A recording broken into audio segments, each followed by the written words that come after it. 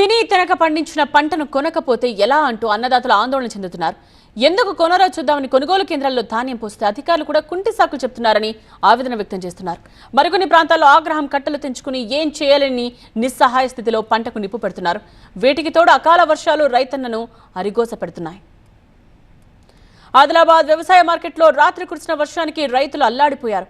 6 గాలం కష్టపడి పండించిన పంట కళ్ల ముందే తడిచిపోతూ ఉంటే చూస్తూ ఏం చేయలేకపోయారు. ఒక్కటా రెండా 20,000 క్వింటాళ్ల మొక్కజొన్న గంటల వ్యవధిలో తడిసి ముద్దైంది. ఇదిగో కొంటాం అదిగో కొంటాం అంటూ కాంటా వేసి కాలక్షేపం చేస్తున్న అధికారులే తమకు సమాధానం చెప్పాలని రైతులు ఆగ్రహం వ్యక్తం చేస్తున్నారు. కుక్క కన్నా అసమానం అయిపోయింది మా బతుకు. ఎట్లా ఉండాలి ఇప్పుడు రైతులు ఎక్కువ అక్కడ గజ గజ గజ గజానికి కష్టం రేడలాడా ఈ కష్టానికి బతకలేదు సార్. ఇక అంటాడు తడిచినది నేను గోనాన్ని ఆడంటాడు. ఇక గోనాన్ని రాబట్టి వచ్చి పండబట్టి ఎన్ని రోజులు పండాలి నేను. మాకు తిండి లేదు, టీకానా లేదు. ఇవాళకి 9 రోజులా మేము ఇక్కడ వచ్చినాము. అధికారులు కొంచెమన్నా చర్య చూపులు లేవు, టెంట్లు లేవు, ఏం లేవు. మేము టిఫిన్లు తింటేందుకు మెండున్నది సార్.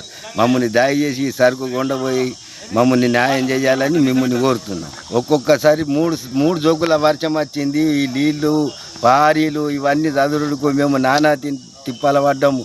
మాకు తిందామంటే సరిగా తిండిపోకలు లేక ఈ నీళ్ళతోని బాధ అంటే బాధ, పుట్టడంత బాధ. ఈ పారీలు అక్కడ గాలికి ఎక్కడంటే అక్కడ కొట్టుకపోకడ ఎంతకని వర్షంలో దండాలమంటావు సార్ అని దయచేసి మమ్మల్ని చర్య